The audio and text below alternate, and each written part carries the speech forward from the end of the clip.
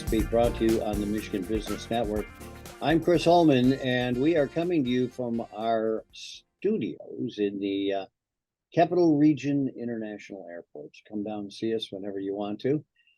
Right now, we're going to kind of stay in the mid-Michigan area, and we're going to be spending a little time with Teri Sand, one of our favorite folks, business service manager at Capital Area Michigan Works. And Teri, it's interesting because this is National Disability Employment Awareness Month.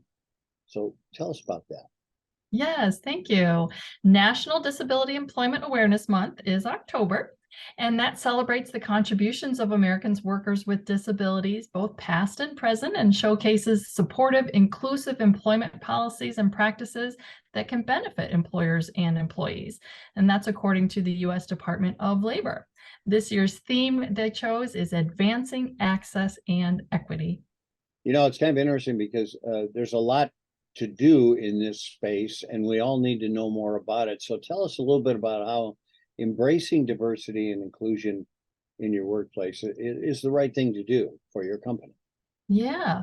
According to Accenture, companies that embrace disability inclusion have 28% higher revenue than those that don't. So that's a good business case right there. And so folks are kind of wondering where to start. Maybe when hiring, they want to ensure that their process is accessible to all candidates. And so one place to start with that is to be clear that they're open to individuals with disabilities right in their workplace. A 2019 study by the Harvard Business Review found that only 39% of individuals with a disability felt comfortable disclosing that to their manager. So companies that want to show they're the type of company that wants individuals with disabilities, they want to make sure that their applications are open to all candidates and that they're comfortable advocating for needs right from the start. So often they want to offer accommodations, maybe even saying to those candidates as they're scheduling their interviews, is there anything we can do to accommodate so that you have all the tools necessary to nail this interview? You know, it's kind of interesting. 2019, this study by the Harvard Business Review found exactly that 39% of individuals with disabilities felt comfortable disclosing those to their manager.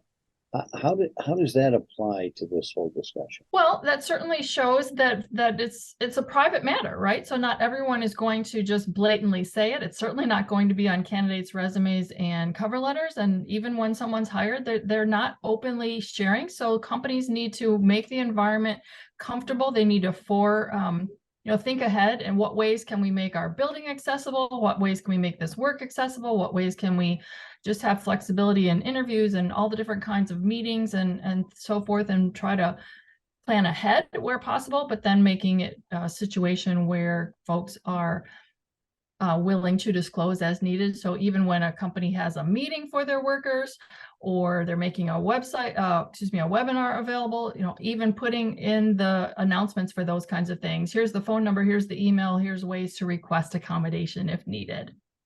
And of course, asking if there's anything that we can do to accommodate, right? I mean, that's always a big part of this process. Exactly. All right, so provide candidates with a choice in format or flexible interview times, that sort of thing. And formats, absolutely.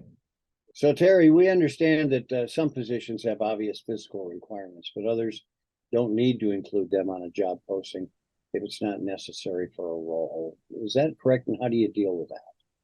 Right. It starts with those accurate job descriptions. So sometimes job descriptions were created quite a few years ago and haven't been updated. So certainly making sure that accurate information is in there, and maybe those things like must be able to lift this many pounds or must have a driver's license, different things that were put in there for pretty much the wrong reasons years ago really doesn't apply anymore today. So getting those updated is a great place to start. And then of course, asking the right interview questions based on the accurate job description. So, again, with the old interview process, making that as accommodating as possible, because we know there are people that can't get to sites. So, I guess making the employer also aware that remote interviews is something that they should get comfortable with. Exactly. Even someone who doesn't have a disability can find a remote interview to their advantage. They don't have to deal with traffic and parking and all different reasons. That's a great option for everyone. Well, keep working with it because you know we need them all in the workforce, that's for sure. Teri Sand, Absolutely. manager at Capital Area Michigan Works. You've been watching the Michigan Business Beat on the Michigan Business Network. I'm Chris Holman.